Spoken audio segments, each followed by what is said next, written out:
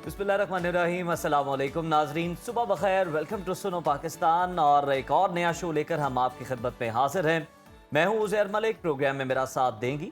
Good morning, मैं हूं Najaf राजा। उम्मीद करती हूँ आप मज़े में होंगे, खैर खैरियत से होंगे। मंडे टू फ्राइडे 9 to 11 आपके सामने मौजूद होते हैं अहम खबरों के साथ, कौमी और बैनुल अक़वामी अपडेट्स के साथ। और आजकल जो अहम खबर चल रही है वो जो आज की बड़ी डेवलपमेंट है उससे मुतालिक आपको बताते हैं। तो जनाब, सबसे बड़ी खबर और बड़ी अहम पेशरफ्त यही है कि फील्ड मार्शल सैयद आसिम मुनीर ने एक नई तारीख रकम की है। फील्ड मार्शल सैयद आसिम मुनीर और अमरीकी सदर डोनाल्ड ट्रंप के दरमियान व्हाइट हाउस में अहम मुलाकात हुई। ये मुलाकात इस लिहाज से तारीखी है कि फील्ड मार्शल आसिम मुनीर पाकिस्तान के पहले आर्मी चीफ हैं जिन्होंने किसी सिविल वफ्द के बगैर बराह रास्त अमरीकी सदर से मुलाकात की। गुज़श्ता रोज अमरीकी सदर डोनाल्ड ट्रंप ने फील्ड मार्शल आसिम मुनीर के एजाज में खुसूसी जोहराना दिया। 2 घंटों तक जारी रहने वाली इस मुलाकात में पाक भारत कशीदगी, खित्ते में अमन अमान की सूरत हाल और मशरिक़ वस्ता में जारी जंग पर तफसीली तबादला ख्याल किया गया। इस मुलाकात के बाद अमरीकी सदर ने मीडिया से गुफ्तगू करते हुए कहा कि फील्ड मार्शल आसिम मुनीर को जंग से गुरेज पर शुक्रिया अदा करने के लिए मदऊ किया गया था। पाकिस्तान और भारत दोनों जौहरी ताकतें हैं और ऐसे में फील्ड मार्शल का अमन को तरजीह देना काबिल तहसीन है। डोनाल्ड ट्रंप ने कहा कि फील्ड मार्शल आसिम मुनीर से मुलाकात मेरे लिए एहसास की बात है। मैं उनका शुक्रिया अदा करता हूं कि वो जंग की तरफ नहीं कर रहे। सदर ट्रंप ने मजीद कहा है कि पाकिस्तान के साथ तजारती मुआहदे पर बातचीत जारी है जो मुस्तकबिल में दोनों ममालिक के ताल्लुकात को नई जहत दे सकता है। अमरीकी सदर ने बताया है कि मुलाकात में ईरान से मुतालिक मामलात पर भी गुफ्तगू हुई और इस ज़िमन में पाकिस्तान का नुक्ता नज़र काबिल तवज्जो था। पाकिस्तान ईरान को दीगर लोगों के मुकाबले में बेहतर जानता है मगर वो इस सूरत हाल पर खुश नहीं है। वज़ीर दिफा ख्वाजा आसिफ ने फील्ड मार्शल आसिम मुनीर और अमरीकी सदर डोनाल्ड ट्रंप के दरमियान मुलाकात को इंतहाई अहम करार देते हुए कहा कि आने वाले दिनों में इस मुलाकात के बेहतरीन नताइज निकलेंगे। पाकिस्तान मशरिक़ वस्ता में अहम किरदार अदा कर सकता है और हालिया कशीदगी में पाकिस्तानी आर्मी चीफ को मदऊ करना हमारे लिए बाइस इज्जत है। दूसरी जानिब ईरान और इसराइल के दरमियान जारी जंग में हम देख रहे हैं कि हर गुजरते दिन के साथ शिद्दत आती जा रही है। ईरान की जानिब से भी हमलों में तेजी आ चुकी है और दोनों ममालिक की जानिब ने हमने देखा कि एक दूसरे की फ़ज़ाई हदूद का कंट्रोल हासिल करने के मुख्तलिफ जो दावे हैं वो सामने आ रहे हैं, सुनने को मिल रहे हैं। अमरीकी सदर के बयान के बाद दुनिया भर में काफ़ी हलचल देखने को मिल रही है। चीन और रूस की जानिब से खासी तशवीश का इजहार भी किया जा रहा है और इसे खत्ते के लिए ख़तरनाक करार दिया जा रहा है। मगर मौजूदा सूरत हाल में $1 मिलियन क्वेश्चन ये है कि क्या अमेरिका इस जंग में शामिल होने जा रहा है या नहीं। इसी तमाम तर सूरत हाल पर बात कर लेते हैं। हमारे साथ मौजूद हैं दिफाई तज्जियाकार मेजर जाहिद जाहिद महमूद साहब। जाहिद साहब, good morning and welcome to Suno Pakistan. Sir, ये हाई लेवल मुलाकात पाक अमरीका ताल्लुकात के हवाले से कितनी बड़ी पेशरफ्त के तौर पर आप देखते हैं इसे, और मौजूदा सूरत हाल में क्या समझते हैं कि इस मुलाकात की टाइमिंग कितनी अहमियत की हामिल है? Thank you very much and good morning to you and Najaf. देखिए, पाकिस्तान की ये जो मुलाकात है इसके 3-4 पहले मैं जरा बड़े पहलू जिक्र कर दूं कि इसका है क्या जी। ये जो मुलाकात है ये इसको तो सबसे पहले तो let me start by saying this कि ये स्ट्रेटेजिक मुलाकात है और इसकी जो आपने आखिरी बात की है कि टाइमिंग्स कितनी है, मैं उसने मजीद इसको इम्पोर्टेंट कर दिया जी, स्ट्रेटेजिक कर दिया, क्योंकि अगले जो 24 से 36 घंटे है ये बड़े क्रूशल है हमारे रीजन के लिए, बल्कि पूरी दुनिया के लिए। पाकिस्तान, देखिए, पाकिस्तान की ये मुलाकात, ये इसको चीफ ऑफ आर्मी स्टाफ या फील्ड मार्शल आसिम की सिर्फ मुलाकात का समझे। ठीक है उज़ैर, इसको जरा समझने की कोशिश करे। ये मुलाकात है पाकिस्तान की और अमेरिका की। यस, वो पाकिस्तान जिसने इंडिया के साथ ये जो एस्केलेशन हुई है और उसमें जिसने परफॉर्म किया, ये परफॉर्मेंस की मुलाकात है, पाकिस्तान की परफॉर्मेंस की, पाकिस्तान की मिलिट्री की कामयाबी की, और सबसे बढ़ के ये है कि ये पाकिस्तान का जो नेशनल रिजॉल्व है उसकी जो मैनिफेस्टेशन हमने इंडियन एस्केलेशन में की है उसकी मुलाकात हुई है वाशिंगटन के साथ, अमेरिका के साथ, प्रेसिडेंट ट्रंप के साथ। प्रेसिडेंट ट्रंप, हमने देखिए दुनिया इस वक्त जो है वो इकोनॉमिक पॉलिटिकल में हो सकता है बाइपोलैरिटी या मल्टीपोलैरिटी की तरफ जा रही हो, लेकिन एज फार एज मिलिट्री जो कंस्ट्रक्ट है दुनिया का, जो मिलिट्री है उसमें अभी तक यूनिपोलर ही है। Military might, military application for the policy pursuits is only the country जिसका सबसे ज्यादा है वो है Washington ji, United States of America. ये मुलाकात उस मिलिट्री पावर की जो पूरी दुनिया के जो जियो स्ट्रेटजी है उसको इम्पैक्ट कर रही है, उसकी मुलाकात हुई है पाकिस्तान के साथ। फील्ड मार्शल आसिम मुनीर जो है वो एक विनिंग कमांडर के तौर पे, मिलिट्री लीडर के तौर पर वहां पे गए हैं और इससे स्ट्रेटेजिक रेलेवेंस कर दी है जी। दूसरी जो मैं इंपॉर्टेंट बात करना चाहता हूँ इस मुलाकात के पीछे, वो पाकिस्तान की रेलेवेंस है। ये वो पाकिस्तान है जो प्रेसिडेंट ट्रंप का जब इलेक्शन हुआ और व्हाइट हाउस पे आने से लेकर इस जंग से शुरू तक आप देख रहे थे कि पाकिस्तान दुनिया की जो स्ट्रेटजी है या जियो पॉलिटिक्स है उसके बीच में से एक मिसिंग पीस था। लेकिन हमारी परफॉर्मेंस ने दुनिया को बताया है कि this is a force to reckon with. तो ये बहुत ही इंपॉर्टेंट मुलाकात हुई है, वो पाकिस्तान को कोई इग्नोर नहीं कर सकता। दूसरी देखिए, पाकिस्तान इस मुलाकात के बाद एक रीजनल स्टेबलाइजर के तौर पे, जिससे रीजन को स्टेबल करने के लिए एक, बल्कि दुनिया की जो चीजें उनकी स्टेबलाइजर के तौर पर एक कंट्री उभर रहा है जी, बन के उभरा है। वो कैसे कि देखिए, पाकिस्तान जो है वो इस वक्त चाइना का दोस्त है, स्ट्रेटेजिक पार्टनर है। पाकिस्तान जो है वो ईरान के साथ उसके ताल्लुक, अभी ईरान और ये जो कॉन्टेस्ट हो रहा है इसराइल में, उस पर देखिए तो पाकिस्तान ईरान के ऊपर लीवरेज रखता है और ईरान के लिए सिक्योरिटी काउंसिल में जिस तरीके से हमने आवाज उठाई है और ईरान की पार्लियामेंट से क्या आवाज आ रही है, तशक्कुर पाकिस्तान, पाकिस्तान शुक्रिया। ईरान के साथ ताल्लुकात है और उसका जो ईरान का एनिमी नंबर 1 है या एनिमी नंबर 2 कह ले या मेन एनिमी है डोनाल्ड ट्रंप, वो पाकिस्तान को ग्रेट कंट्री कह रहे हैं। और आप देख रहे हैं कि दुनिया के बीच में पाकिस्तान जो है वो अपने ताल्लुकात की वजह से एक नुमाया हैसियत, कोई इंडिया का बाय नहीं कर रहा। तो आपको नजर आ रहा है कि ये पाकिस्तान हर जगह रेलेवेंट है। बिल्कुल। अमेरिका ने ये नहीं कहा कि क्यों तशक्कुर पाकिस्तान के नारे पार्लियामेंट में लगे हैं। ईरानियंस ने ये नहीं कहा कि क्यों मोदी के ट्रंप कह रहे हैं कि I love Pakistan and Pakistanis और पाकिस्तान की मैं कदर करता हूँ। Meeting Pakistan military chief is an honour. और चाइना जो है वो खुश है हमारे, वो भी माइंड नहीं कर रहा कि आप क्यों उधर जा रहे। तो ये है वो पाकिस्तान जो इम्पोर्टेंस मिली है इस मुलाकात की वजह से, या कह रहे कि ये मुलाकात रिफ्लेक्ट करती है इस इम्पोर्टेंस। बिल्कुल ठीक है जाहिद साहब, इसी न्यू डेवलपमेंट को मजीद डिस्कस कर लेते हैं। फील्ड मार्शल आसिम मुनीर की अमरीकी सदर से बराह रास्त जो मुलाकात जाहिर करती है कि पाकिस्तान एक बार फिर अमरीका की खारजा पॉलिसी या कहा जाए जियो स्ट्रैटेजिक, या आपने जैसे कि बोला कि स्ट्रैटेजिक रेलेवेंस क्रिएट कर रहा है। मैं चाहूंगी कि इन दोनों टर्म्स को आप थोड़ा सा इलेबोरेट कर दीजिए और साथ ही साथ बताइए ये जो ट्रंप की मुलाकात हुई है, ट्रंप आखिर करना क्या चाह रहा है? क्योंकि बहुत सारे लोग एनालिस्ट कह रहे हैं कि हो सकता है कि वो जंग में इन्वॉल्व हो जाए, हो सकता है कि वो रुकवा दे, लेकिन ट्रंप कहता है कि किसी को नहीं मालूम कि मैं क्या करूंगा और क्या करना चाहता हूं। क्या कहेंगे, क्या प्रेडिक्ट करेंगे इस सूरत हाल पर? देखिए, जो स्ट्रेटेजिक बात है उसका इम्पैक्ट ये है कि पाकिस्तान जो है वो की है जी to solve all the issues in this region. और पाकिस्तान इस रीजन के बीच में एक विक्टिम भी हो रहा है टेररिज्म का। Terrorism has become the lead instrument of policy. जो इल्जाम पाकिस्तान पे इंडिया लगाया करता था और वो दुनिया को बावर करवाना चाह रहा था कि पाकिस्तान टेररिस्ट कंट्री है या टेररिज्म में इन्वॉल्व है, वो दुनिया ने उसको नहीं खरीदा जी। आपकी रोज की जो वो चख और my apologies to use this word early morning के बक जो इंडिया की तरफ से होती थी उसको बिल्कुल ही रद्द कर दिया गया।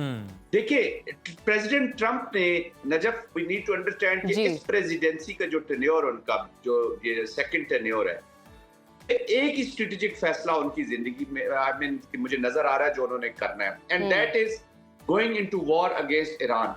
इनडायरेक्टली तो ऑलरेडी शामिल है, बट वो डायरेक्ट कन्फ्रंटेशन, बिल्कुल अब ये बहुत बड़ा डिसीजन है जी। उस बहुत बड़ा, से पहले इस मुलाकात का हो जाना, वो जो टाइमिंग भी आप बात कर रहे थे, ये स्ट्रेटेजिक इंपॉर्टेंस है।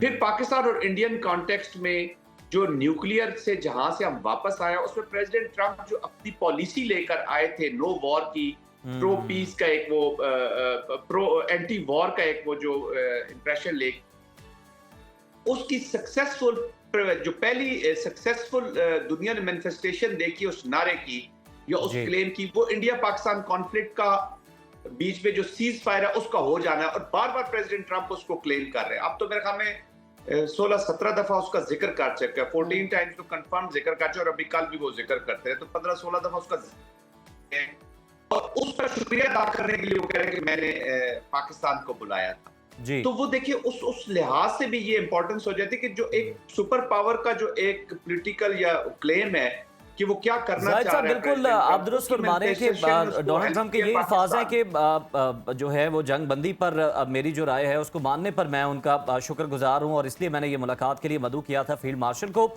लेकिन सर अगर देखा जाए तो हमारे जो पाकिस्तान है इसकी रेलेवेंसी इसलिए भी ज्यादा नहीं बढ़ गई, आप समझते हैं कि अमेरिका ने, हमने देखा जिस तरह चीन पर कितना ज्यादा टैरिफ लगाया उसको वापस लिया, चीन से कुर्बत बढ़ाना चाहता है अमेरिका, समझ गया है कि चीन के बिना जो है सर्वाइवल नहीं है, साथ ही साथ ये भी समझता है जिस तरह से ये स्टेटमेंट आई है कि जी ईरान को पाकिस्तान से बेहतर कोई नहीं समझता, यानी पाकिस्तान कोई रोल प्ले कर सकता है, ये भी जरा बता दीजिएगा हमें।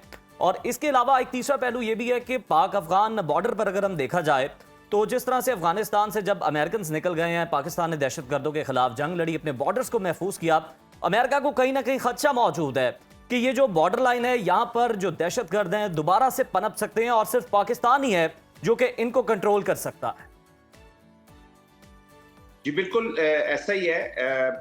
टेकिंग लास्ट पॉइंट फर्स्ट, देखिए अफगानिस्तान के कॉन्टेक्स्ट में पाकिस्तान को भी नहीं मालूम था कि पाकिस्तान इंटेलिजेंस और जो CIA उसकी कोलैबोरेशन पहले ही से चल रही थी जी। दैट्स वाई आपने देखा होगा कि जो ISKP का जो हमने एक जो हमने हैंड ओवर किया था एक टेररिस्ट, उस पर पाकिस्तान को अप्रिशिएट किया गया था और उसकी आवाज हमने प्रेसिडेंट ट्रंप के जो एड्रेस था, यूनियन एड्रेस था, उस पर सुनी और उसकी कंफर्मेशन हमने देखी। नॉट कि हम एज अ पाकिस्तानी कह रहे हैं, मैं अभी आपको वो चीजें कोट कर रहा हूँ जो ऑन ग्राउंड हुई और उसकी कंफर्मेशन हमने देखी।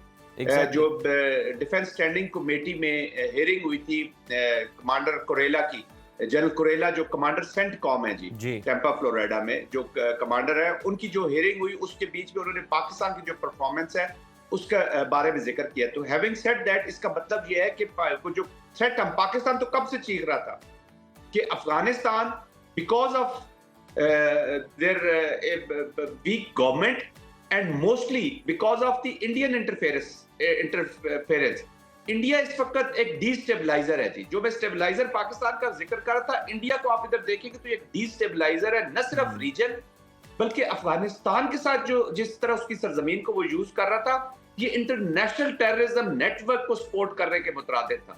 और इंडिया की अपनी पॉलिसी जो है वो जो लीड पॉलिसी है वो परसू करता है थ्रू टेररिज्म, चाहे वो कनाडा हो, अमेरिका हो, UK हो, दुनिया के कहीं भी हो, लोगों को मरवाना, बिश्नाई गैंग्स का यूज करना, यादव्स का यूज करना, निकल का यूज करना, ये वो कैरेक्टर्स है जो बार बार केसेस में आ रहे हैं कहीं ना कहीं। और इम्प्लीकेट कौन होता है? अमित शाह, डोवेल, रॉ और अमेरिकन अदालतों में। तो ये उनकी लीड पॉलिसी है और ये इस जगह को अफगानिस्तान को वो यूज कर रहे थे।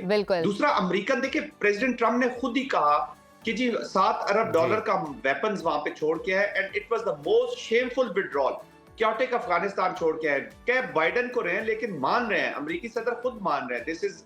This credit should be given to him कि वो अपनी गलतियों को तस्लीम कर रहे हैं और उसका खुमियाजा पाकिस्तान भुगत रहा है और पूरी दुनिया को जहां से थ्रेट हो रहा है। तो पाकिस्तान के बगैर अफगानिस्तान की स्टेबिलिटी इज नॉट पॉसिबल।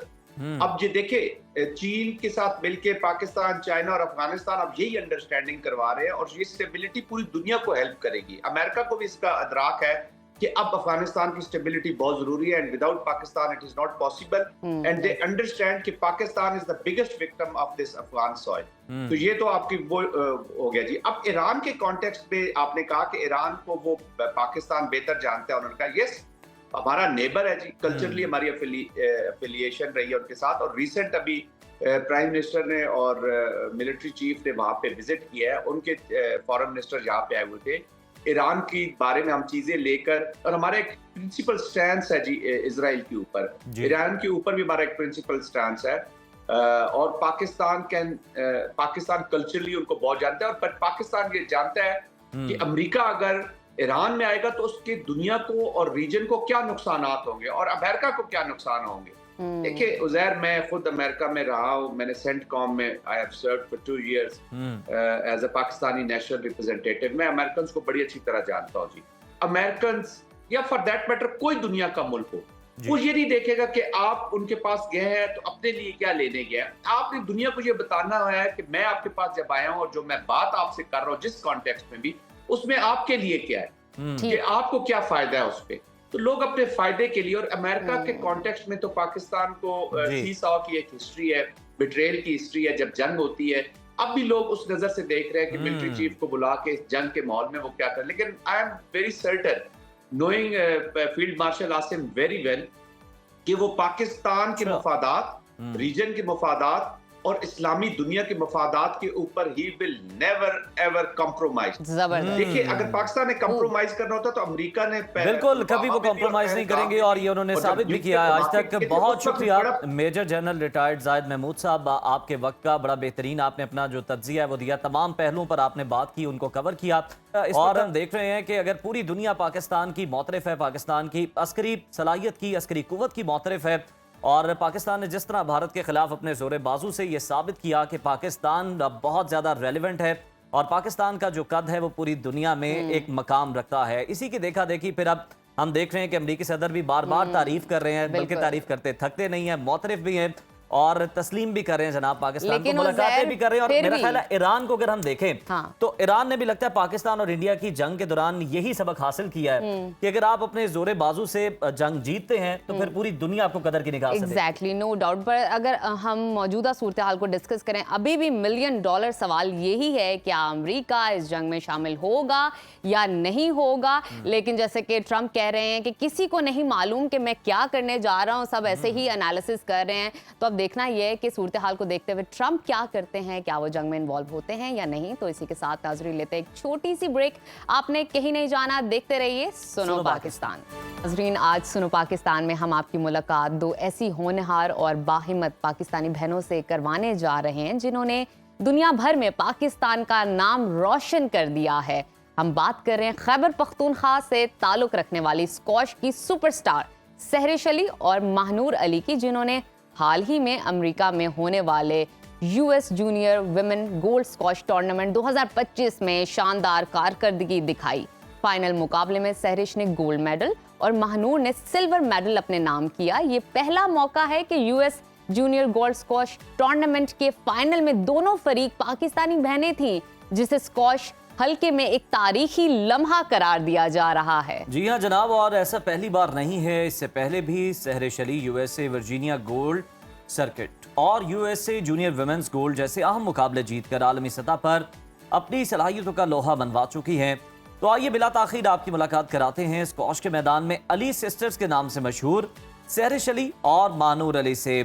आप दोनों को सुनो पाकिस्तान में वेलकम कहते हैं। और सहरिश, सबसे पहले तो हम आपसे ये जानना चाहेंगे कि आपको स्क्वॉश खेलने का शौक कैसे पैदा हुआ और आपके सफर का आगाज कहां से हुआ?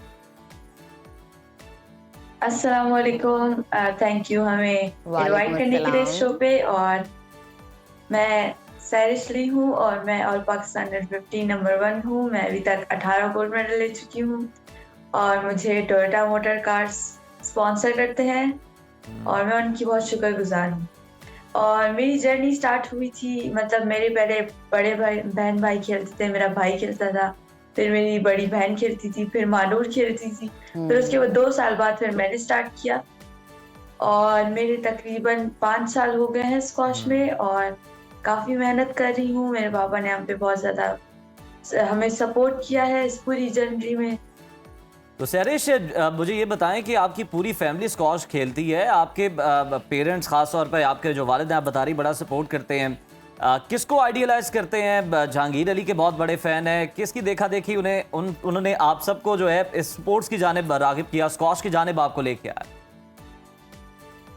उनका आइडिया था हमें स्पोर्ट्स में लाने का ताकि हम लोग और एक्टिविटीज से दूर रहें, नेगेटिव एक्टिविटीज से खास करके। तो फिटनेस के लिए हमने स्क्वॉश ज्वाइन की थी, लेकिन किसको पता था कि हम लोग बिल्कुल। महानूर, मैं इसी हवाले से बात करना चाह रही हूँ। आपने फाइनल जीता है, अपनी बहन के साथ खेली हैं, क्या एहसासात है, क्या फीलिंग है? और आपने पाकिस्तान को प्राउड फील करवाया है, एक अच्छे लेवल पर, इंटरनेशनल लेवल पे लोग आपको जानते हैं, क्या एहसासात है, क्या महसूस कर, क्या सोचा था आप जीत जाएंगी? मैं अपनी सीनियर कैटेगरी खेल रही थी, तो मेरा हारने जीतने का कुछ भी नहीं था फोकस। मैं अच्छा खेलना चाह रही थी, मैं परफॉर्मेंस देना चाह रही थी और मैंने फाइनल तक खुद को पहुंचाया। और फाइनल में जो भी जीते तो टाइटल जो है तो पाकिस्तान के नाम होगा और हमारे अली सिस्टर्स के नाम होगा। तो इसमें कोई खफा होने की बात नहीं थी। बल्कि बिल्कुल मैं आप इससे ठीक कह और रही हैं। अच्छा, हमें जरा ये भी बता दें कोशिश कि आपने बताया ना कि आप फिजिकल फिटनेस के लिए आपने ये खेल खेलना शुरू किया, तो अब अपनी प्रैक्टिस के बारे में बताइए। अब तो आप बड़ा प्रोफेशनली खेल रही हैं और इतना गोल्ड भी ले रही हैं, इतना नाम भी कमा रही हैं, पाकिस्तान का नाम भी रोशन कर रही हैं। कितनी सख्त प्रैक्टिस आपको करना पड़ती है? आपकी ट्रेनिंग किस तरह की होती है? कोचिंग कहाँ से ले रही हैं? हम लोग अभी करंटली यूएसए में हैं और K2 स्क्वॉश में ट्रेनिंग कर रहे हैं कोच कामा खान के साथ। और हम लोग डेली सुबह से शाम तक हम लोग कम से कम 5 से 6 घंटे ट्रेनिंग करते हैं, जिसमें फिटनेस सेशंस होते हैं, ड्रिल्स होते हैं, मैच प्लेज होती है, सोलो सेशंस होते हैं, सर के साथ ट्रेनिंग होती है। तो इस सब में अगर हम लोग 5 से 6 घंटे फिटनेस और सब कुछ मिलाकर हम लोग ट्रेनिंग करते हैं और हमारी इससे परफॉर्मेंस अच्छी होती है। अच्छा, आप दोनों जो हैं मुसलसल 3 बड़े मुकाबले जीत चुकी हैं। क्या समझती हैं आपकी कामयाबी का राज क्या है? क्योंकि कंसेक्टिवली आप जीत रही हैं। किसको क्रेडिट देंगी? प्रैक्टिस को देंगे? और साथ ही साथ स्टडीज के बारे में भी हमें बताइएगा, किस तरह बैलेंस क्रिएट करती हैं दोनों में? मैं 5 सालों से खेल रही हूँ, तो 5 साल की मेहनत है। इस वजह से आज मुझे इसका सिला मिल रहा है। और हम लोगों ने 3 गोल्ड सर्किट खेला है, जिसमें हम दोनों ही फाइनलिस्ट थे हर एक टूर्नामेंट में। तो मैं काफी खुश हूँ कि हम दोनों ही फाइनलिस्ट थे और हम दोनों ने तीनों टूर्नामेंट में फाइनल खेला और मेडल लेकर आए। और हम लोग स्टडीज को साथ साथ रखते हैं कि स्टडीज भी इम्पोर्टेंट है। तो हम लोग ऑनलाइन स्टडीज करते हैं, क्योंकि जब आप 6 घंटे ट्रेनिंग कर रहे हैं तो फिर स्टडीज को मैनेज करना बहुत मुश्किल हो जाता है। लेकिन बहुत ज़बरदस्त काम आप लोग कर रहे हैं और इसी तरह से हमें प्राउड फील करवाते रहें और अपनी जो तालीम है उसको भी इसी तरह से जारी रखते रहें और हार्ड वर्क करते रहें। तो अली सिस्टर्स हमारे साथ मौजूद थी। आप दोनों का बहुत शुक्रिया, बहुत अच्छा लगा आप लोगों से बात करके और बहुत अच्छा देखते हैं कि ये खेल भी रही हैं और किस तरह से कामयाबियां समेट भी रही हैं और लगातार कामयाबियां जो है हासिल कर रही हैं। बहुत अच्छे तरीके से उज़ैर उन्होंने एक्सप्लेन किया अपनी कामयाबी को। और डेफिनेटली एक अच्छी बात ये भी लगी कि उन्होंने कहा कि स्टडीज भी इम्पोर्टेंट हैं। बहुत सारे लोग हमने देखे स्पोर्ट्समैन देखे वो पढ़ाई छोड़ देते हैं, हाँ, लेकिन वो पढ़ रही हैं। बिल्कुल। खैर, एक और खबर शामिल करते हैं। पढ़ाई छोड़ना तो एक अलग चीज है, लेकिन कुछ कंपनियां भी हमें छोड़ के जा रही हैं, उनका जिक्र करना भी यहाँ जरूरी है। आपको बता दें कि ऑनलाइन राइड की सहूलियत फराहम करने वाली कंपनी करीम के हवाले से ये खबर है, जिसने आइंदा माह 18 जुलाई से पाकिस्तान में अपनी सफरी सहूलियात खत्म करने का ऐलान कर दिया है, जो कि बिल्कुल भी अच्छी खबर नहीं है। रॉयटर्स के मुताबिक करीम के सीईओ ने अपनी लिंक्डइन पोस्ट में पाकिस्तान में सफरी सहूलियात बंद करने का ऐलान किया। अपनी पोस्ट में उन्होंने पाकिस्तान में करीम की सर्विस को बंद करने के फैसले को मुश्किल तरीन करार दिया। और मुझे ऐसा लगता है कि ये खबर सुन के बहुत सारे लोगों को दिक्कत होने वाली, उनको मसाइल दरपेश आने वाले। इसके अलावा करीम ने अपने सार्फिन को ईमेल के जरिए भी 18 जुलाई से सर्विस दस्तयाब ना होने से आगाह किया और ये भी बताया है कि वो अपने बकाया जात कैसे ले सकते हैं। ऑनलाइन टैक्सी सर्विस बंद किए जाने के बावजूद करीम ने का जो केयर सेंटर है सितंबर 2025 तक काम करता रहेगा, ताकि कस्टमर्स और राइडर्स अपने मसाइल मालूमात उसके तरीके से और उस जरिए से हल कर सकें, सॉर्ट कर सकें। कंपनी के मुताबिक आइंदा दिनों में करीम सार्फिन को उनके वॉलेट में मौजूद बकाया रकम को इस्तेमाल करने और वापस लेने से मुतालिक इंफॉर्मेशन फराहम कर दी जाएगी। यहाँ पर आपको ये भी बता दें कि करीम को पाकिस्तान में 2015 में मुतारिफ कराया गया था, जबकि चंद साल कबल ऑनलाइन राइड फराहम करने वाली अमरीकी कंपनी उबर ने इसे खरीद लिया था। दोनों कंपनियों के एक हो जाने के बाद उबर ने 2022 में पाकिस्तान में अपनी सर्विसेज बंद कर दी थी। उबर के बाद अब करीम ने भी अपनी सर्विसेज बंद करने का ऐलान कर दिया, जिसके बाद दूसरी राइड कंपनियों जैसा कि येंगो, इनड्राइव और बाइकिया की सर्विसेज जो हैं ये इस्तेमाल करने में मजीद इजाफा हमें देखने को मिलेगा। चलें, लोग तो पहले शिकायत कर रहे थे कि भाई बहुत ज्यादा रेंट हो गया इनका, लेकिन अब ये भी है कि वो दस्तयाब ही नहीं है। सर्विस भी तो अच्छी होती है। एग्जैक्टली, कंपैरेटिवली अगर आप देखें। लेकिन अफसोस की बात है कि वो भी जा रहे हैं। अभी नाजरीन इसी के साथ लेते हैं एक छोटी सी खबर, बहुत सारी अच्छी खबरें भी हैं। ब्रेक से वापस आइए जल्दी से। Welcome back to Suno Pakistan. नाजरीन, आज की हेल्थ सेगमेंट में हम एक ऐसी बीमारी पर बात करने जा रहे हैं जिसने खामोशी से लाखों पाकिस्तानियों को मुतासिर किया है। हम बात कर रहे हैं यूरिक एसिड की ज़्यादती के मसले पर, जिसे आमतौर पर गैंटिया और जोड़ों की सूजन के तौर पर जाना जाता है। अगर यूरिक एसिड की सतह खून में हद से ज़्यादा बढ़ जाए तो ये ना सिर्फ जोड़ों में शदीद दर्द का बायस बनती है, बल्कि गुर्दों और दीगर अज़ा पर भी बुरा असर डालती है। ख़ास तौर पर आपके घुटने, उंगलियों, एड़ियों या कलाई में सूजन हो जाती है, क्रैम्प्स पड़ जाते हैं। ये इसकी सिम्टम्स के तौर पर सामने आते हैं। एक रिसेंट रिसर्च ये बताती है कि पाकिस्तान में 40% से ज्यादा अफराद किसी न किसी मरहले पर यूरिक एसिड की ज्यादती का शिकार होते हैं। Journal of Pakistan orthopaedic association की एक रिसर्च में बताया गया कि सिर्फ शहरों में रहने वाले अफराद में यूरिक एसिड के मरीजों की तादाद में 18% का इजाफा देखने में आया है।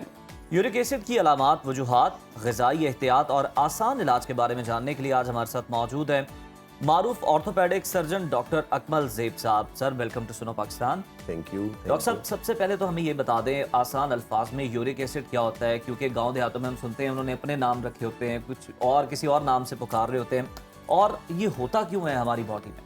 देखें, uric acid basically uric acid एक हमारी बॉडी में नेचुरली बनने वाला बाई प्रोडक्ट है। जब भी हमारी खुराक के 3 मेन अज्जा हैं जिसमें प्रोटीन्स हैं, कार्बोहाइड्रेट्स हैं और लिपिड्स हैं। तो जब भी हम प्रोटीन का इनटेक करते हैं तो प्रोटीन की जो ब्रेक डाउन होती है बॉडी में जाके, जो हमारा स्टमक है उसकी डाइजेशन कराता है, तो उसकी एंड प्रोडक्ट के तौर पे एक चीज़ बनती है, उसका नाम है प्यूरिन।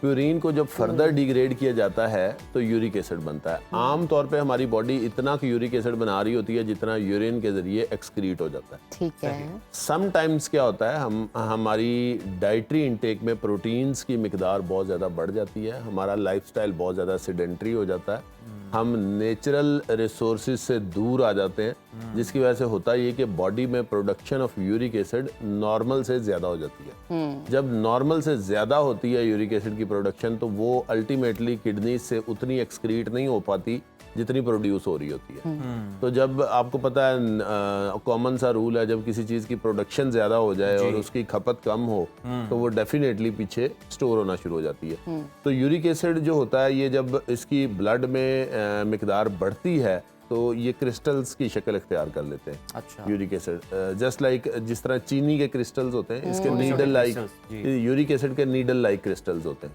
और इनकी फेवरेट जगह हमारे जोड़ होते हैं। आमतौर पर मरीज आके कहता है कि डॉक्टर साहब मैं रात को बिल्कुल ठीक सोया था, मुझे कुछ नहीं था, सुबह मैं उठा हूं तो मेरा घुटना सीधा ही नहीं हो रहा, मुझे इतना दर्द है कि मैं अपनी टांग पे वजन ही नहीं दे पा रहा।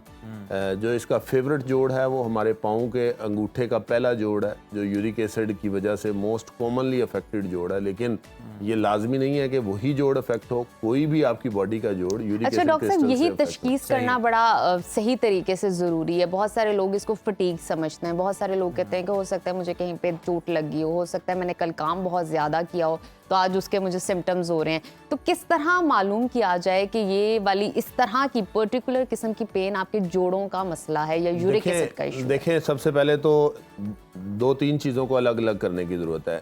गैंठिया का जो मसला है वो यूरिक एसिड की वजह से नहीं है। गैंठिया इज समथिंग एल्स। जोड़ों का कोई भी दर्द है अगर, तो वो यूरिक एसिड की वजह से नहीं है।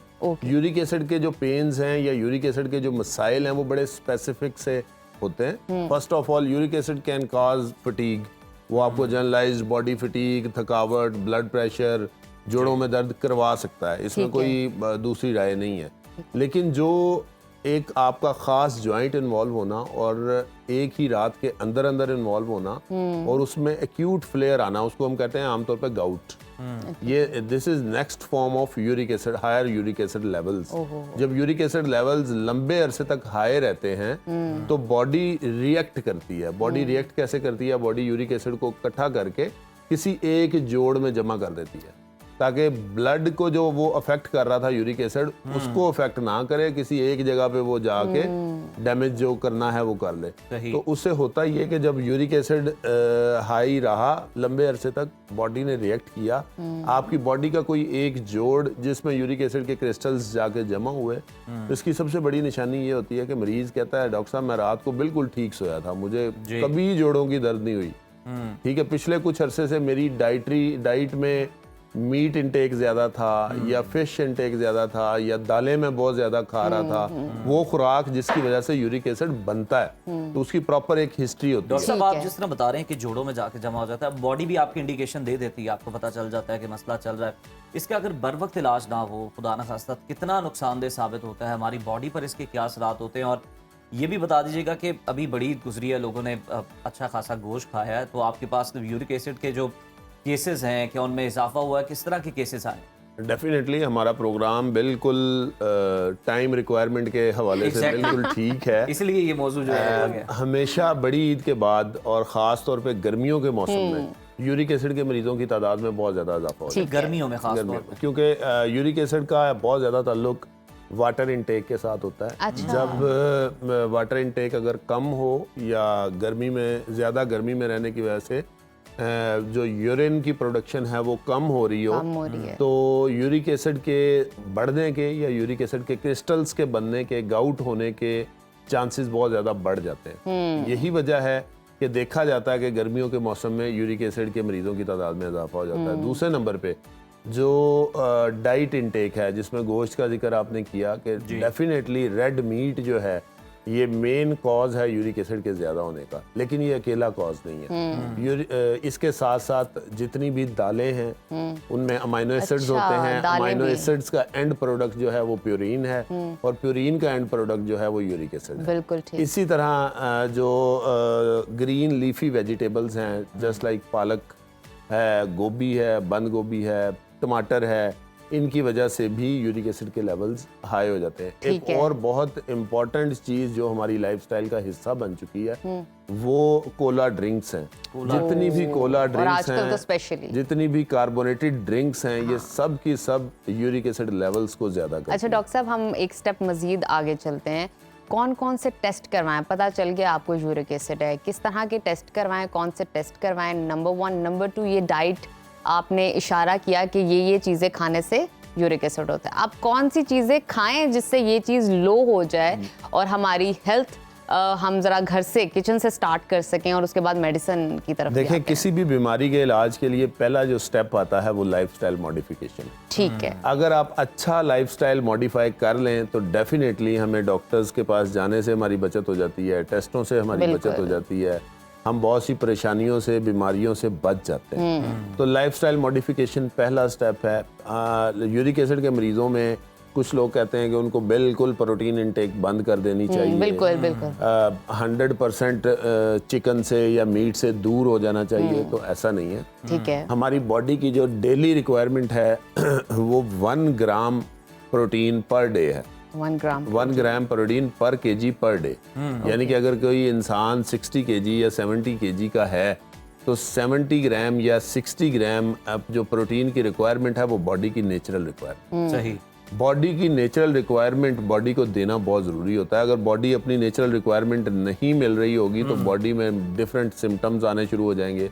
बॉडी आपकी अपनी ही बॉडी की प्रोटीन्स को इस्तेमाल करना शुरू कर देगी, जिसका फर्दर डिके की शक्ल में हमें सामना करना पड़ता है। तो फर्स्ट ऑफ ऑल जो बॉडी की डेली रिक्वायरमेंट्स है वो पूरी करनी चाहिए। ठीक है। वो खुराक जिसमें यूरिक एसिड की मिकदार खासी कम पाई जाती है या जिसकी वजह से यूरिक एसिड कम बनता है वो आप ज़्यादा इस्तेमाल करें। डॉक्टर साहब ये भी बता दें कि यूरिक एसिड को कंट्रोल किया जा सकता है या इसे हमेशा के लिए ख़त्म भी किया जा सकता है? अगर किया जा सकता है तो कैसे?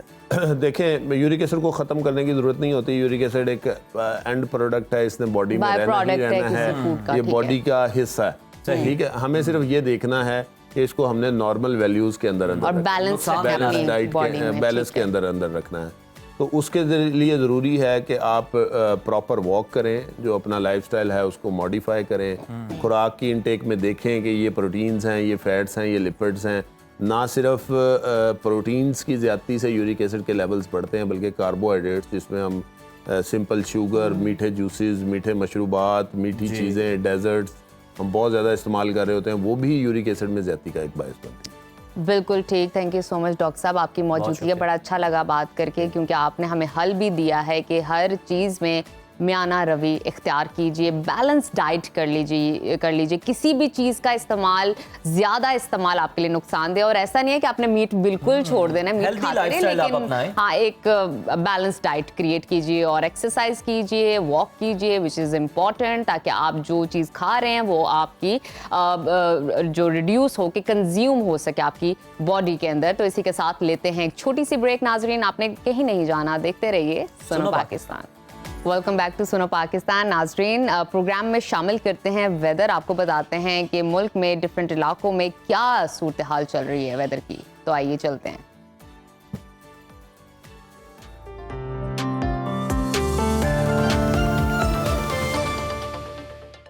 और अब कुछ बात करते हैं मौसम की। मुल्क के बेशतर मैदानी इलाके शदीद गर्मी की लपेट में हैं। महकमा मौसमियात का कहना है कि 21 जून तक सख्त गर्मी पड़ने का इम्कान है। अवाम को एहतियाती तदाबीर इख्तियार करने की हिदायत की गई है। मुख्तलिफ शहरों में मौसम की क्या सूरत हाल है, आइए जानते हैं। सबसे पहले रुख करते हैं गिलगित बल्तिस्तान का, जहां गर्मी जोर पकड़ने लगी है। गिलगित में आज ज्यादा से ज्यादा दर्जा हरारत 39 और कम से कम 16 डिग्री रहने का इम्कान है। स्कर्दू की तरफ चलते हैं, वहां पर आज ज्यादा से ज्यादा टेम्परेचर 32 और कम से कम 10 डिग्री रहने की तवक्को है। महकमा मौसमियात ने आइंदा 24 घंटों के दौरान गिलगित बल्तिस्तान में मौसम गर्म और खुश्क रहने की पेशगोई की है। और अब नजर डालते हैं आजाद कश्मीर के मौसम पर, जहां मौसम खुश्क और गर्म रहेगा। दारुल हुकूमत मुजफ्फराबाद में आज ज्यादा से ज्यादा दर्जा हरारत 40 और कम से कम 21 डिग्री रहने का इम्कान है। श्रीनगर की तरफ चलते हैं, वहां पर आज ज्यादा से ज्यादा पारा 33 और कम से कम 15 डिग्री रहने की तवक्को है। महकमा मौसमियात के मुताबिक आइंदा 24 घंटों के दौरान कश्मीर में मतला जुज़वी अबर आलूद रहेगा। और अब आपके साथ शेयर करते हैं खैबर पख्तूनख्वा का मौसम, जहां सूरज भरपूर आंखें दिखा रहा है। फूलों के शहर पेशावर में आज ज्यादा से ज्यादा दर्जा हरारत 42 और कम से कम 30 डिग्री रहने का इम्कान है। नजर डालते हैं सवात पर, वहां पर टेम्परेचर आज ज्यादा से ज्यादा 28 और कम से कम 11 डिग्री रहने की तवक्को है। महकमा मौसमियात ने आइंदा 24 घंटों के दौरान खैबर पख्तूनख्वा के मैदानी इलाकों में मौसम शदीद गर्म रहने की पेशगोई की है। और अब जिक्र करते हैं सुबह पंजाब के मौसम का, जहां बेशतर इलाके गर्मी की लपेट में हैं। लाहौर का दर्जा हरारत आज ज्यादा से ज्यादा 39 और कम से कम 29 डिग्री रहने का इम्कान है। वफाकी दारुल हुकूमत इस्लामाबाद की तरफ चलते हैं, वहां पर आज ज्यादा से ज्यादा पारा 41 और कम से कम 29 डिग्री रहने की तवक्को है। मुल्तान की तरफ रुख करते हैं, वहां पर आज ज्यादा से ज्यादा टेम्परेचर 41 और कम से कम 32 डिग्री रहने का इम्कान है। महकमा मौसमियात के मुताबिक आइंदा 24 घंटों के दौरान पंजाब के अक्सर इलाकों में मौसम गर्म और खुश्क रहेगा। लाहौर, गुजरांवाला, नारोवाल, सियालकोट और गिरदोनवा में बारिश मुतवक्के है। और अब रकबे के लिहाज से सबसे बड़े सूबा बलूचिस्तान की तरफ चलते हैं, जहां जनूबी और मशरकी अजला में शदीद गर्मी की लहर बरकरार है। दारुल हुकूमत कोयटा का आज दर्जा हरारत ज्यादा से ज्यादा 40 और कम से कम 19 डिग्री रहने का इम्कान है। महकमा मौसमियात ने आइंदा 24 घंटों के दौरान बलूचिस्तान के बेशतर इलाकों में मौसम गर्म और खुश्क रहने की पेशगोई की है। और आखिर में हमेशा की तरह जिक्र करते हैं सुबह सिंध के मौसम का, जहां बेशतर इलाकों में मौसम गर्म रहेगा। समंदरी हवाएं बहाल होने से कराची का मौसम बेहतर हो गया है और वहां पे दर्जा हरारत आज ज्यादा से ज्यादा 35 और कम से कम 29 डिग्री रहने का इम्कान है। हैदराबाद की जानिब चलते हैं, वहां पर आज ज्यादा से ज्यादा पारा 45 और कम से कम 30 डिग्री रहने की तवक्को है।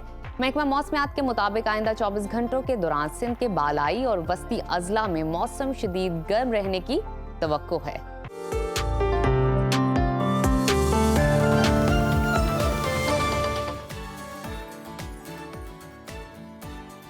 वेदर अपडेट्स आपने जानी। प्रोग्राम के सिलसिले को आगे लेकर चलते हैं। ईरान और इसराइल के दरमियान जंग शिद्दत इख्तियार करती जा रही है। ये जंग न सिर्फ मशरिक़ वस्ता बल्कि पूरी दुनिया के लिए खतरा बन चुकी है। अमरीकी सदर के बयानात ने इस सूरत हाल को मजीद संगीन बना दिया है और खदशा जाहिर किया जा रहा है कि अगर ये जंग फैली तो इसकी तवानाई, खुराक, मईशत और आलमी सिक्योरिटी पर बड़े गहरे असरात मुरतब होंगे। ईरान ने दो टोक अल्फाज में वाज़ेह किया है कि आबनाए हुर्मुज़ को बंद करने के मामले का संजीदगी से जायजा ले रहे हैं। अगर ईरान पर हमले जारी रहे और सिफारती दरवाजे बंद हो गए तो ईरान का ये कदम एक खामोश बम साबित हो सकता है जो दुनिया के मौशी निज़ाम को मफलूज कर देगा। माहिरीन के मुताबिक अगर ईरान आबनाए हुर्मुज़ को बंद करता है तो दुनिया की एक बड़े मौशी बहरान का दुनिया को सामना करना पड़ सकता है।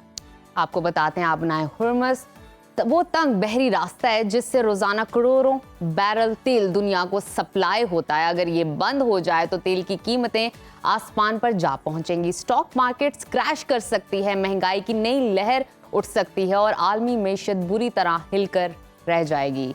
अमेरिका, यूरोप, चीन, जापान और कई ममालिक की मईशत मुतासर होगी, जबकि पाकिस्तान जैसे तरक्की पजीर मुल्कों को तवानाई बहरान, महंगाई, गुर्बत और तिजारती खसारे का सामना हो सकता है। वफाकी वज़ीर ख़जाना मोहम्मद औरंगज़ेब का यह कहना है कि पाकिस्तान मौशी तौर पर खत्ते में बढ़ती कशीदगी के तनाजुर में मौशी मामलात का जायज़ा लिया जा रहा है। पाकिस्तान हर तरह की सूरत हाल का मुकाबला करने के लिए तैयार है। ऐसे में सवाल ये कि ईरान इसराइल जंग से पर कितने संगीन असरात मुरतब होंगे और पाकिस्तान की मईशत किस हद तक मुतासर हो सकती है। इसी पर बात कर लेते हैं, जान लेते हैं। माहिर मौशियात हारून शरीफ साहब ने हमें ज्वाइन किया है। हारून साहब, good morning, welcome to Suno Pakistan. सबसे पहले आपसे जानना चाहेंगे कि आलमी मईशत पहले ही हमने देखा कि रूस यूक्रेन जंग की वजह से दबाव का शिकार रही है। अब ईरान और इसराइल कशीदगी से आलमी मईशत कितनी ज्यादा मुतासर हो सकती है आपके नजदीक? जी बहुत शुक्रिया।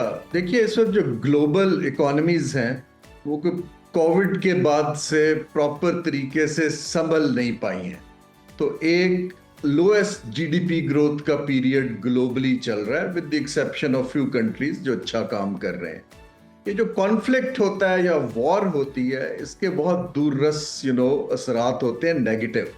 जो मनफी असरात हैं, सबसे बड़ा मनफी असर तो ये है कि आपकी डिसरप्शन हो जाती है ट्रेड रूट्स की, और कॉस्ट ऑफ इंश्योरेंस, जैसे आपने एक वेसल भेजना है एक जगह से दूसरी जगह, तो ये वॉर के रिस्क की वजह से आपकी इंश्योरेंस की कॉस्ट, ट्रांसपोर्टेशन की कॉस्ट बहुत बढ़ जाती है। फिर सप्लाई ऑफ कमोडिटीज पे प्रेशर आता है कि जो मुल्क सप्लाई बना रहे हैं आया वो भेज पाएंगे, तो एक अनसर्टेनिटी की कॉस्ट बढ़ जाती है कि जी पता नहीं हमारी फूड सिक्योरिटी का क्या होगा, हमारी ऑयल की खपत आ पाएगी या नहीं आ पाएगी।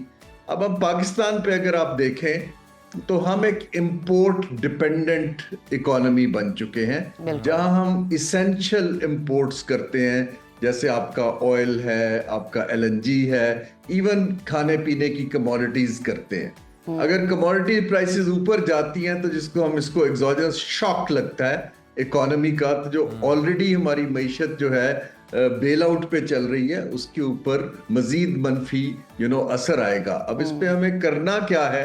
हमें आई थिंक ड्रास्टिकली एक हम कहते हैं इकोनॉमिक्स में बिजनेस कंटिन्यूटी प्लान, जिसमें हम देखते हैं कि वर्स्ट सीन के अंदर हमें कहाँ बचत करनी है, कहाँ तवानाई बचानी है, कैसे आपने ट्रांसपोर्ट की कॉस्ट घटानी है।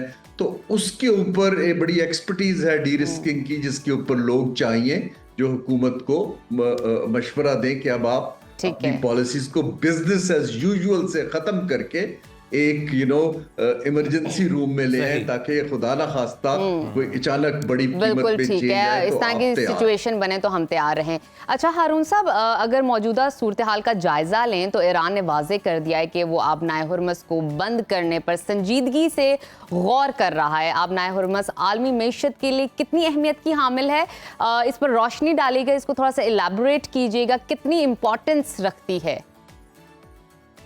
किसी भी मुल्क को बिल्कुल दीवार से लगा देंगे तो वो एक्सट्रीम स्टेप्स लेता है, और ये एक एक्सट्रीम स्टेप है जिससे ग्लोबल ट्रेड और खास तौर पे हमारे खित्ते की ट्रेड के ऊपर बहुत बड़ा असर पड़ता है, क्योंकि ऑल्टरनेट रूट्स जो हैं वो डेवलप नहीं है, ये एक डेवलप्ड रूट है, इससे तरसील होती है।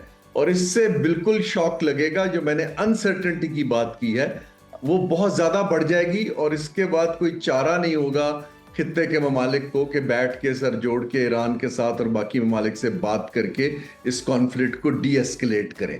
और ईरान जो है वो जब डेस्परेशन में वो कुछ भी कर सकता है, इसलिए मैं बार बार अर्ज कर रहा हूं, जो हमारा सबसे ज्यादा इसके ऊपर जो रिस्क है वो ऑयल रिलेटेड प्रोडक्ट्स का है कि वो हम कहां से लेंगे, और उसके लिए हम कब से कह रहे हैं कि हमें इन्हिसार बिजली बनाने का, कारखाने चलाने का और ट्रांसपोर्ट का ऑयल पे घटा के ऑल्टरनेट एनर्जी की तरफ जाना है। अब मीडियम टर्म का तो ये प्लान है, लेकिन अभी ये है कि हमें जाती तौर पे भी जिम्मेदार शहरी के तौर पे तेल की खपत को कम करना है, थोड़ी राशनिंग करनी है, ट्रैवल को मैनेज करना है, जो एक बंदा एक कार चलाता है थोड़ी सी पूलिंग की तरफ जाना है। इसके लिए कम्युनिकेशन की जरूरत है कि हम पाकिस्तान की इंपोर्ट पे कैसे इन्हिसार थोड़ा कम कर सकें। बिल्कुल ठीक है हारून साहब, बड़ी जबरदस्त आपकी तजावीज़ है। सर ये भी बताइएगा कि ईरान आबनाए हुर्मस का मौशी और खामोश बम जिसे करार दिया जा रहा है ये चला देता है,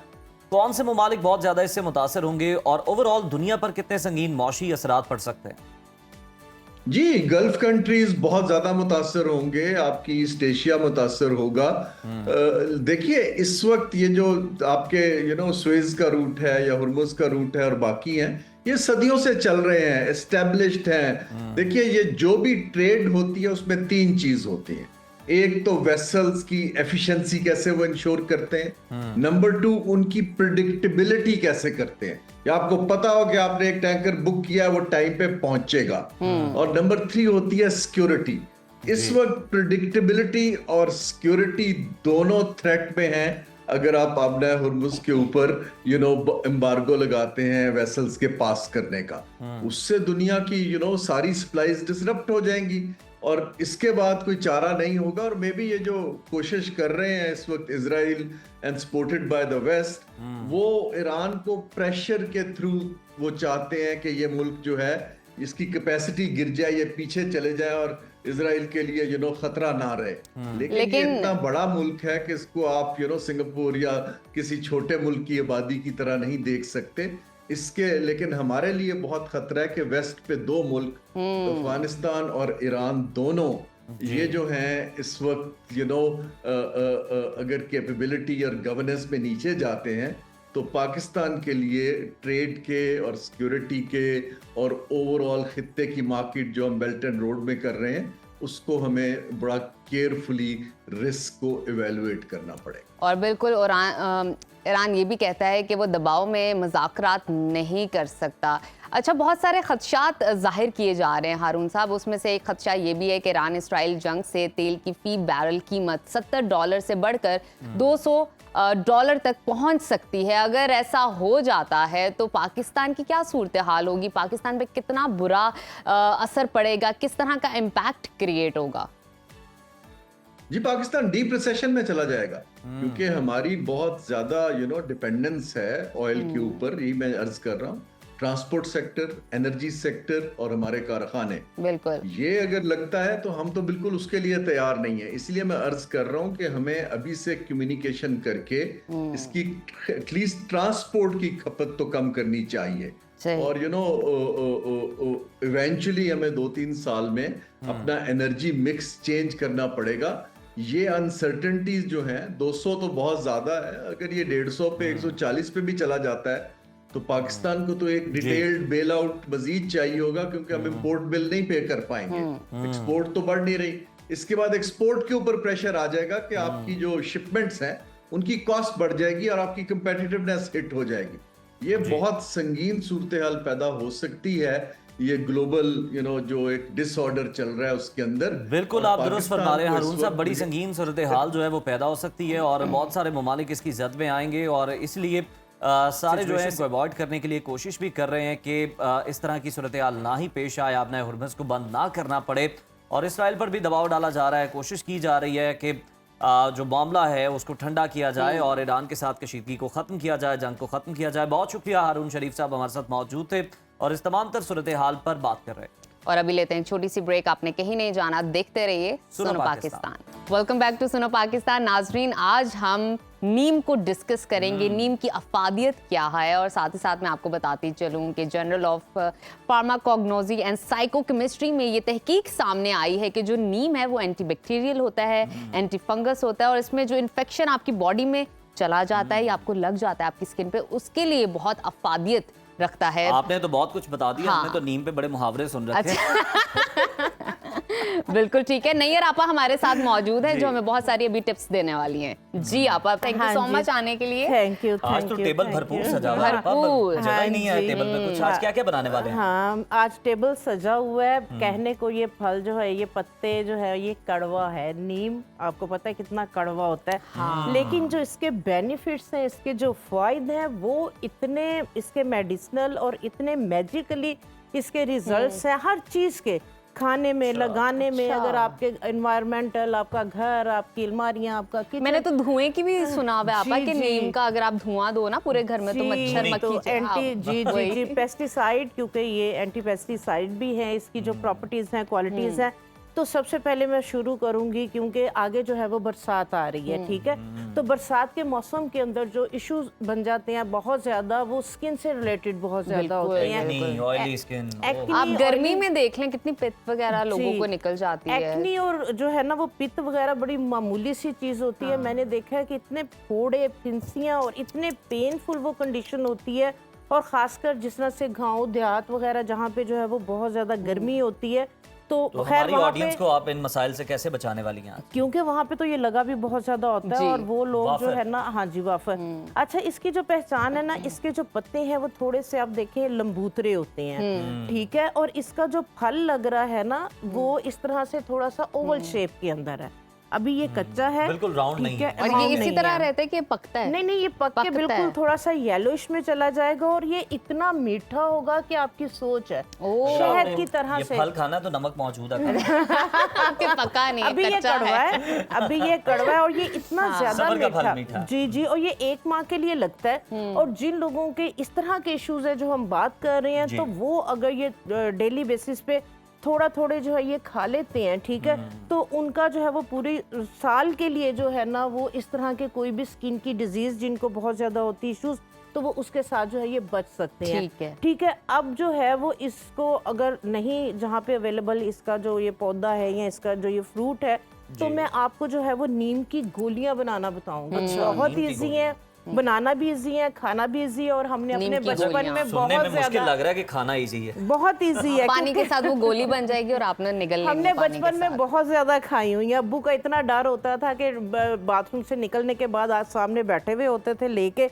बरसात के मौसम में खासकर, और निगलते थे, बल्कि कड़वे जो है वो करेले के जूस भी पीते थे और निकालने की। अच्छा आपा, आपने ना एक तो खाने की जो चीजें ना वो तो बतानी है, लेकिन बताना किस वक्त खाना है ये भी आपने बताना है, क्योंकि बहुत सारे लोगों कंप्लेन करते हैं उनको एसिडिटी का इशू हो जाता है। हाँ जी, बिल्कुल भी नहीं होगा, जिस तरह से मैं बताऊंगी। ठीक है, ये देखिए मैं बना के लेके आई हूँ, क्योंकि सारी सी बात थोड़ा चूल्हे की हमारे पास फैसिलिटी नहीं है। आपने क्या करना कि आपने मुट्ठी भर के जो है वो नीम के पत्ते, उन्हें आपने जो है वो 2 गिलास पानी के अंदर हल्की आंच पे बॉईल करना है कि पानी आधा रह जाए। मैंने भी पत्ते इसमें रखे, मैंने पत्ते निकाले नहीं, क्योंकि ये देखे मैं बॉईल करके लेके आई हूँ, ठीक है। पत्तों को निकाल दिया, उसके बाद इसके अंदर जो है ये देखे एलोवेरा डाला है आपने। एलोवेरा काट के जो है ये देखे एलोवेरा इसके अंदर डालना है। एलोवेरा ये देखे ये मेरा ना इतना मोटा डंडल है, नेचुरल डाला, 4-5 साल पुराना जो है वो पौधा होना चाहिए। न्यू जो है ना, जैसे छोटे से उनका कोई फायदा नहीं। और इसको आपने 4-5 घंटे के लिए छोड़ देना है। इसका ये जो येलो जूस निकलेगा इसको जाया कर देना है, क्योंकि ये टॉक्सिक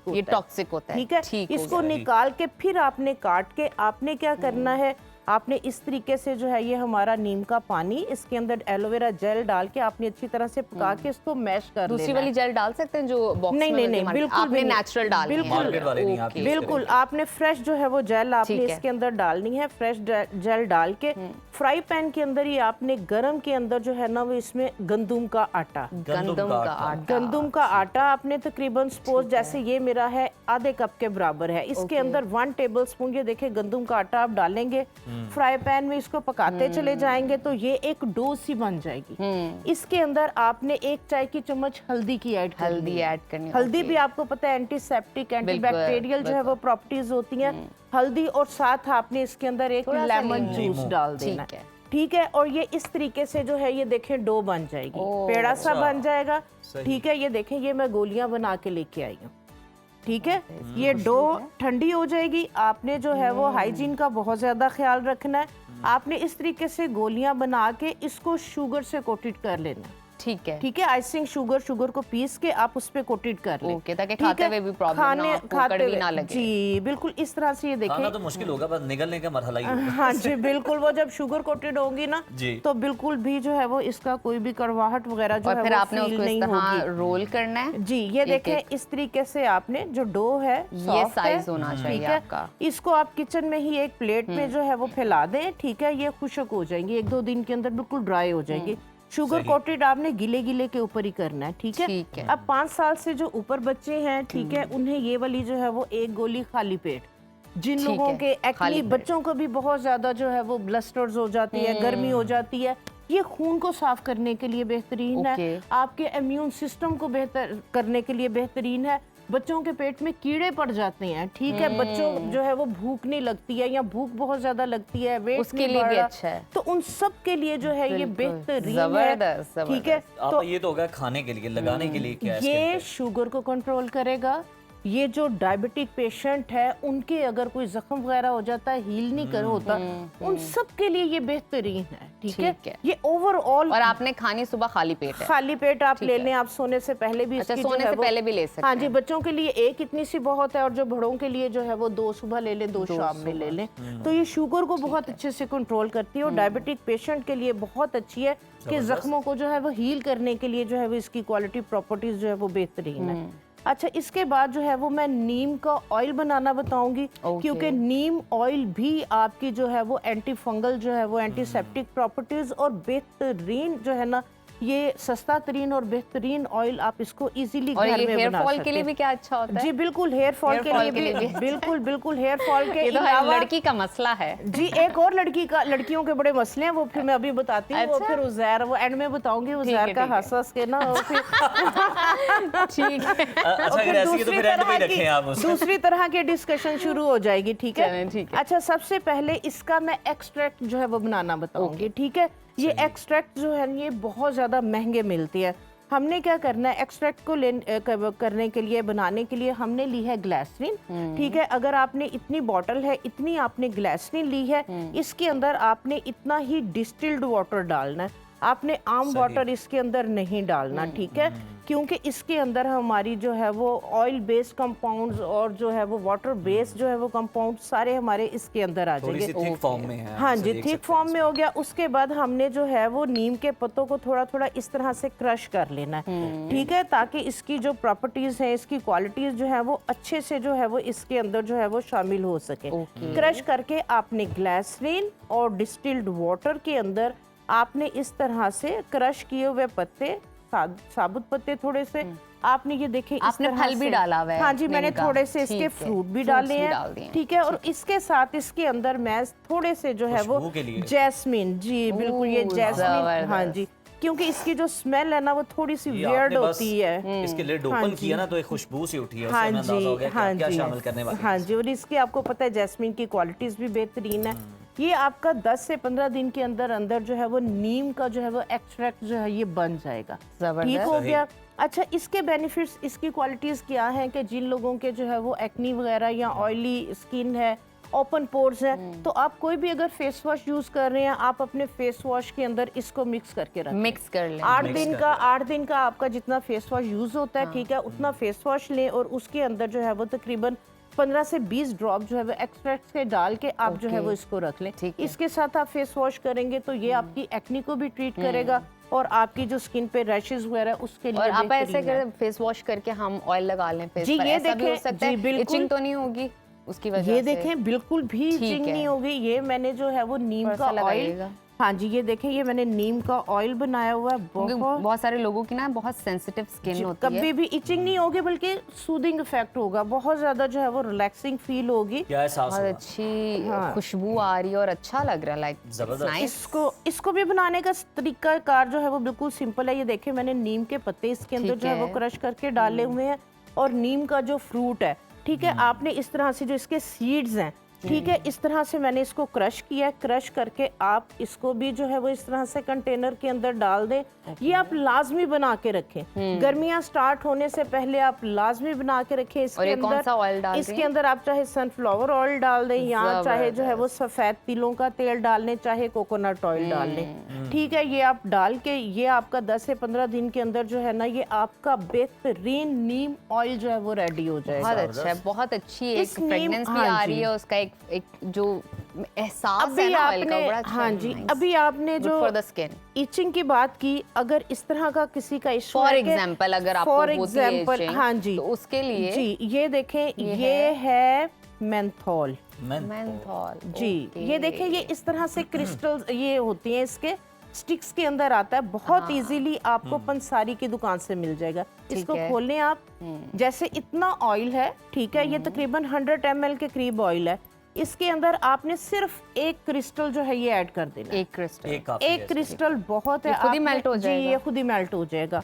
ये आपका एंटीसेप्टिक, एंटीबैक्टीरियल, एंटीफंगल और सूदिंग प्रॉपर्टीज के साथ आपका ये वाला ऑयल रेडी और वो जो हो ठंडा जाएगा। ठंडा कूल कूल वाला एहसास है ना, वो अब आपको मिलेगा वो इसके आपको अंदर। मिलेगा बिल्कुल इसी तरह बिल्कुल से। ठीक हाँ है। जी। अच्छा, इसके बाद अभी जो मैं बात कर रही थी गर्ल्स जी। की, ठीक है, ये वाला जी। ऑयल जिन बच्चियों के, जिन लड़कियों के लंबे बाल होते हैं या गर्मी के अंदर या जो हिजाब करती हैं, स्कार्फ करती हैं, बरसात के मौसम में जुएं जिनके पड़ जाती हैं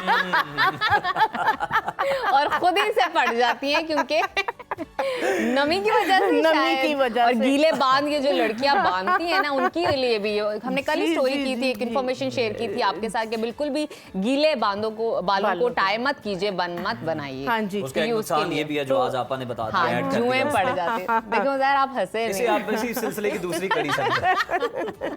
तो जिन बिल्कुल ठीक बच्चियों है। के, बच्चों के या जो स्कार्फ करती हैं, हाँ। उनके नमी की वजह से जुएं पड़ जाती हैं, ये वाला ऑयल बेहतरीन है। आप ये वाला ऑयल जो है वो सारी रात क्या वो लगा मर के जाएंगी? और रखें। अगर मर जाएंगी तो उधर ही रहेंगी, मर निकलेंगी जाएंगी, तो सारी बहुत बात क्या सर्द है? होएंगे तो वो बेचारी निकल जाएंगी निकल ना। जाएंगी, मर के अंदर से और खुद फिर बहुत जब निकल ये जाएंगी। वाला ऑयल आप बाल धोने के बाद स्कैल्प पे हल्का हल्का लगाएंगे तो आपके जो है वो जुएं पड़ेंगी ही नहीं। पड़ेंगी। और इसके बाद अगर हमने इसमें मेंथोल डाल दिया है तो इसके साथ बहुत ज्यादा एक कूलिंग इफेक्ट जो है ना वो हमें आपको- आएगा ये जुओं का कूलिंग हमें इफेक्ट हमें चाहिए, जुओं के नहीं। जुएं सुकून से मरेंगी, मर जाएंगी। आपकी इची स्कैल्प का जो हल है ना वो निकल आएगा इसके इसी साथ। स्कैल्प का आपका बिल्कुल हल। ठीक है। इसके बाद जो है वो बिल्कुल ठीक है। जिनकी बहुत ज्यादा जो है वो गर्मी दाने, आगे जो है वो मौसम आ रहा है गर्मी दानों का, तो गर्मी दानों के लिए भी आपने क्या करना है, इसके लिए जो है जो हमने एक्सट्रैक्ट जो है वो बनाया है नीम हाँ, का, ठीक है। ठीक है, आपने पानी के अंदर जो है वो नीम का एक्सट्रैक्ट डालना हो है गया। थोड़ा सा, और इसके अंदर आपने थोड़ी सी फटकड़ी डाल देनी है। फटकरी डाल देनी ये है। देखे मैंने इसको जो है वो खील करके रखा हुआ है, ठीक है, थोड़ी सी आपने फटकड़ी डाल दी और अगेन एक पीस जो है वो एक टुकड़ा सिर्फ इतना मेंथोल सा का। मेंथोल डाल का, दिया। ये देखें ठीक हो ये गया। स्प्रे आप अपनी फेस पे करें, अपनी बॉडी सीरम लग पे गया, ये करें। फेस टोनर के तौर पे आप इस्तेमाल कर सकते हैं। जो ही आप फेस वॉश करें उसके बाद आप मॉइस्चराइजर लगाएं और ये फेस पे आप 2-3 पंप कर लीजिए। आपको एक ठंडा एहसास भी होगा और अगर आपको पिंपल्स हैं तो वो भी खत्म हो जाएंगे। बहुत शुक्रिया आपकी Thank you मौजूदगी so का। much. बड़ा अच्छा लगा आपसे बात करके और आप इतना सब कुछ हमारे लिए लेकर आते हैं कि हमें किसी डॉक्टर के पास जाने की जरूरत नहीं, किसी स्किन स्पेशलिस्ट के पास जाने की जरूरत नहीं। आप ही के अगर टोटके इस्तेमाल करें तो महंगी आराम से products घर खरीदने की में जरूरत नहीं सबको है। एग्जैक्टली। तो नाजरीन इसी के साथ लेते हैं एक छोटी सी ब्रेक। आपने कहीं नहीं जाना, देखते रहिए सुनो सुनो पाकिस्तान। प्रोग्राम में एक बार फिर से आपको खुश आमदीद कहते हैं और बात करेंगे पाकिस्तानी ड्रामा इंडस्ट्री की। वो इंडस्ट्री जिसमें कहीं बेहतरीन स्क्रिप्ट्स, कहीं ताकतवर परफॉर्मेंसेस और कहीं पर खूबसूरत मौसीकी नाजरीन के दिल जीत रही है। और जब बात हो ड्रामा की तो वहाँ पे तनकीदी नज़र डालना भी बहुत ज़रूरी होता है। क्या चीज़ अच्छी चल रही है, किस चीज़ को मज़ीद बेहतर होने की ज़रूरत है। इस वक्त हमारे शोबिस सेगमेंट में मौजूद हैं वो शख्सियत जो बेहतरीन अंदाज में क्रिटिक करती हैं, ड्रामा पर भी, फिल्म पे भी। हम अक्सर उनको अपने शो में दावत देते रहते हैं। इस वक्त हमारे साथ महविश एजाज मौजूद हैं। वेलकम टू सुनो पाकिस्तान महविश, बहुत शुक्रिया आपकी मौजूदगी का। मैं आपसे सबसे पहले तो ये जानना चाहूँगी, बहुत सारे ड्रामाज आपने देखे हैं, बहुत सारी स्क्रिप्ट्स आपने देखी हैं, फिल्म भी देखी है। इस वक्त अगर कहा जाए आपके ख्याल में पाकिस्तान का सबसे मजबूत और जानदार स्क्रिप्ट वाला ड्रामा कौन सा है? बहुत शुक्रिया प्रोग्राम में लेने के लिए। सबसे पहले तो good morning to both of you. Good morning. एक चीज़ होती है रेटिंग और एक चीज़ होती है हम नाक़िदों की पसंद। तो रेटिंग में तो मन मस्त मलंग जो है और शेर जो दानिश तैमूर के दोनों ड्रामे हैं वो टॉप पे जा रहे हैं। हमराज भी बहुत अच्छा जा रहा है जो फिरोज़ खान और आयजा खान का ड्रामा है। इसके अलावा डायन जो महविश हयात और एहसन खान का ड्रामा है वो भी काफ़ी ज़बरदस्त रेटिंग लेकर आ रहा है। लेकिन बहैसियत नाक़िद अगर मैं कहूँ जो कि एक रेटिंग भी अच्छी लेकर आ रहा है लेकिन ड्रामा भी बहुत अच्छा है, उसकी कहानी भी बहुत अच्छी तरतीब दी गई है, वो परवरिश है जो ARY से एयर हो रहा है। और इसमें जो भी जिस तरीके से मॉडर्न कॉन्फ्लिक्ट्स यानी आजकल के बच्चों की जो ज़िंदगियां हैं, जिस तरह उनको डील किया जाता है, पेरेंट्स जहाँ भूल चूक कर देते हैं, जहाँ सही करते हैं काम, तो इस ड्रामे को उसमें इस नज़रिए से बहुत अच्छा मैं कहूँगी कि ये एक बहुत अच्छा ड्रामा है। इसी के साथ साथ एक साइकोलॉजिकल डिस्टर्बेंस के हवाले से एक शख्स कैसे अपनी ज़िंदगी भी बर्बाद कर रहा है और उसका जो एक बहुत ही तकलीफदेह पास्ट है वो कैसे उसकी फ्यूचर को भी इफ़ेक्ट कर रहा है। इस ड्रामे में फैसल कुरैशी है, इसका नाम बहरूपिया है, और ये भी बहुत अच्छा ड्रामा है। और कुछ ऑनरेबल मेंशंस भी मैं देना चाहूँगी आपको नाजरीन को, जो कि वो एंजॉय कर सकते हैं, बिंज वॉच कर सकते हैं। इसमें राजा रानी है, उसमें भी फैसल कुरैशी है, और एक थोड़ा सा एक डिफरेंट टॉपिक के ऊपर ड्रामा है, लेकिन आप इसको एंजॉय करने की नज़रिए से अगर देखना चाहें तो देख सकते हैं। शीनी फरहाद है with stars Farhan Saeed and Kinza Hashmi. दस्तखत है अमर खान का, अफान वहीद का, और हिजर भी है इमरान अब्बास एंड हिना अल्ताफ। अगर हम इसके बड़े अलावा पर्दे की बात कर लें, बड़े पर्दे को डिस्कस कर लें, तो ऑब्वियसली हम बड़ी ईद के बाद इंटरेक्ट कर रहे हैं, तो हम आपसे ये जरूर जानना चाहेंगे, हमें बताएं कि जरा वो जो कहा जाता है ना खिड़की तोड़ आश, वो किस मूवी पे ज्यादा देखने को मिला पाकिस्तानी मूवीज में, और किसको बहुत ज्यादा पसंद किया गया, किसकी कहानी बड़ी अच्छी थी और किसकी पिक्चराइजेशन सिर्फ अच्छी थी? लव गुरु जो है वो 2 ही मेन फिल्में रिलीज हुई हैं, लव गुरु और दीमक, और दोनों के जॉनरा बहुत मुख्तलिफ है, दोनों की जो टाइप है फिल्मों की वो बहुत मुख्तलिफ है, तो कंपैरिजन उस तरह तो नहीं बनता है। और लेकिन फिर भी दोनों फिल्मों ने बहुत अच्छा बिजनेस किया। तकरीबन 8-9 करोड़ का बिजनेस दीमक कर चुकी है, if I am not mistaken. और दीमक जो है वो लोकल रिलीज थी, इंटरनेशनल रिलीज नहीं थी, तो ये डोमेस्टिक बॉक्स ऑफिस के नंबर्स मैं आपको बता रही हूँ। अलबत्ता love Guru had domestic and overseas smashing number around 55 crore 3-4 दिन पहले तक था। आई एम श्योर ये अब तक 60 करोड़ टच कर गई होगी, और ये बहुत अच्छी गई, शायकीन ने इसको बहुत पसंद किया। कुछ तनकीद का भी निशाना बनाया, लेकिन वो तो I think it's par for the course, ये तो चलता ही रहता है। लेकिन ओवरऑल फिल्म ने बहुत अच्छा बिजनेस किया, और बड़ी खुशी की बात है बिकॉज पाकिस्तान में कोई फिल्में बना नहीं रहा है एज सच, तो बड़ी ईद पे जब ये फिल्में आई और लोगों ने पसंद की और बहुत सिनेमा में रश लगा, तो इसको देख के बहुत खुशी हुई। एंड आई होप कि आगे भी प्रोड्यूसर्स इस चीज़ को अच्छे तरीके से लेंगे और मजीद फिल्मों पे काम करेंगे। बिल्कुल, जरूरत अच्छा महविश, मैं आपसे ये जानना चाहूंगी, ये जो जॉनरा है हॉरर मूवीज का, हॉरर ड्रामास का, हम देख रहे हैं कि अब पाकिस्तानी ड्रामास के अंदर भी बहुत सारे हॉरर ड्रामास बन रहे हैं, लोग पसंद करते हैं, फिल्म भी आई और फिल्म बहुत अच्छी चली। क्या समझती हैं ये जॉनरा किस हद तक डिफरेंट है दूसरी फिल्मों से, और ये किस तरह तरक्की पा सकता है मजीद? क्योंकि बहुत सारे बच्चों की भी शौकीन, अगर बच्चों को भी काफ़ी पसंद होता है, यंगस्टर्स को पसंद होता है, बुजुर्ग अफराद भी देखते हैं, तो क्या कहेंगे इस जॉनरा के बारे में? दिल वाले भी देख लेते हैं डर के।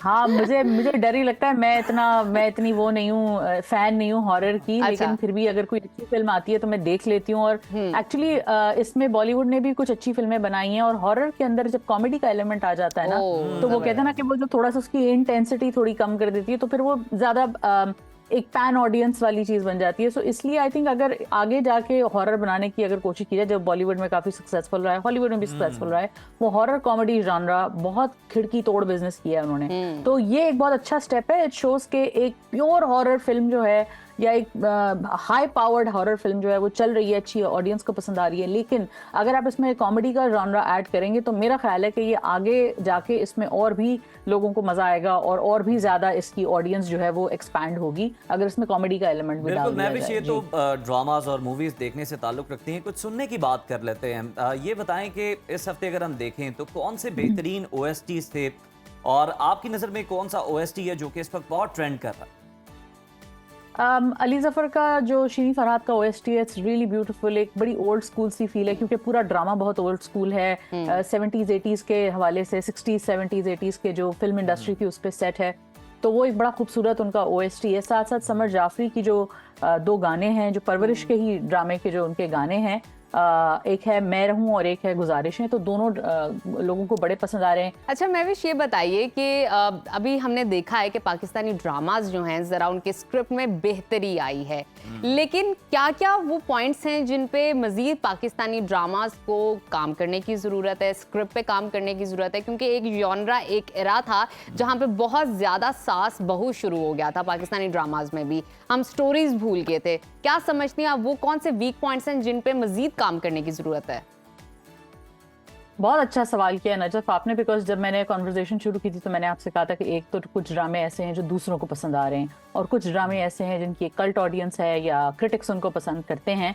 जो हमारे इस वक्त मेन स्ट्रीम कुछ ड्रामे ऐसे हैं, सास बहू से ज़्यादा उनमें जो कंसर्निंग बात यह है वो ये है कि कैसे हरासमेंट को या ज़दोकोप करने को या झगड़ा करके किसी की मोहब्बत जीतने को बहुत हीरोइक तरीके से डिस्प्ले किया जा रहा है। कि एक बहुत अच्छी बात है कि अगर एक हीरो है वो लड़की का पीछा कर करके, उसको परेशान कर करके, उसको हरासा कर करके उसको अपनी मोहब्बत का यकीन दिलाता है, और फिर थोड़ी देर बाद लड़की। बिल्कुल ठीक है महविश, बहुत शुक्रिया आपकी मौजूदगी का, और आप हमें फिल्म और ड्रामा पर क्रिटिक दे रही थी, पॉजिटिव नेगेटिव दोनों पर्सपेक्टिव पे बात कर रही थी। आपसे हम गाहे बगाहे लेते रहते हैं राय फिल्म और ड्रामा के बारे में। तो नाजरीन, ये था हमारा आज का प्रोग्राम। उम्मीद है आपको पसंद आया होगा। अपने फीडबैक से ज़रूर आगाह कीजिएगा, क्योंकि आपका फीडबैक हमारे लिए बहुत खास है। हमें मालूम होता रहता है क्या आपको अच्छा लगा और क्या आप मजीद देखना चाहते हैं। अपना और अपने घर वालों का बहुत सारा ख्याल रखिए और हमें दीजिए इजाजत। अल्लाह हाफिज।